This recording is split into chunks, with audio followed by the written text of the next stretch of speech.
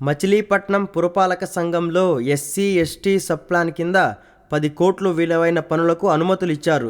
బందరు మండలంలో 6.5 కోట్ల నుంచి 7 కోట్ల వరకు అనుమతులు ఇచ్చారు. ఈ నిధులతో చేపట్టబోయే అభివృద్ధి పనులకు మచిలీపట్నానికి సమీపంలోని ఘంటసాల మండలం శ్రీకాకుళం రేవు నుంచి ఇసుకను తరలించేందుకు మంత్రి కొల్లు రవీంద్ర కలెక్టర్ నుంచి అనుమతి తెచ్చినట్లు ఆ పార్టీ కార్యకర్తలే చెబుతున్నారు.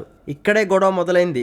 ఎస్సీ, ఎస్టీ సబ్ప్లాన్ కింద చేపట్టే అభివృద్ధి పనులకు శ్రీకాకుళం రేవు ఇసుకను మచిలీపట్నానికి రవాణా చేసే పనిని కొంతమంది తమ్ముళ్లకే అప్పగించారు. దీంతో టీడీపీ నాయకులు, కార్యకర్తలు 2 వర్గాలుగా విడిపోయారు.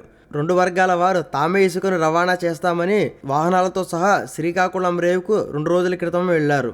అభివృద్ధి పనులకు తామే ఇసుకను రవాణా చేస్తామని ఇరు వర్గాల వారు రేవులోనే తన్నుకున్నారు.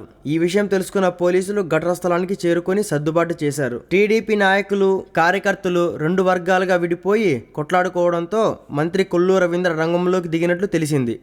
ఇక రవాణా చేసేందుకు అనుమతి ఇవ్వని వారిని పిలిచి వేరే పనులు అప్పగిస్తామని బుజ్జగింపులకు దిగినట్లు విశ్వసనీయ సమాచారం. బైపాస్ రోడ్డు ప్రాంతానికి చెందిన ఓ కౌన్సిలర్కు 2 కోట్లు విలువైన పనులు అప్పగించడంతో కొందరు తెలుగు తమ్ముళ్లు తమను పక్కన పెట్టారని బాహటంగానే విమర్శలకు దిగుతున్నారు. తాము 1983 నుంచి పార్టీ జెండా మోస్తూనే ఉన్నామని, తమను పక్కన పెట్టి కొందరికి పనులు అప్పగిస్తున్నారని పలువురు నాయకులు విమర్శలు చేస్తున్నారు. మచిలీపట్నం పురపాలక సంఘంలో కీలకంగా వ్యవహరించే కౌన్సిలర్ కేంద్రీయ విద్యాలయం పక్కనే అనుమతులు లేకుండా ఫోక్ లైన్తో మట్టిని తవ్వి తాను పనులు దక్కించుకున్న రోడ్డు నిర్మాణానికి వినియోగిస్తున్నారు. అనుమతులు లేకుండా మట్టిని తరలిస్తున్నా పట్టించుకునే అధికారులు కరువయ్యారు.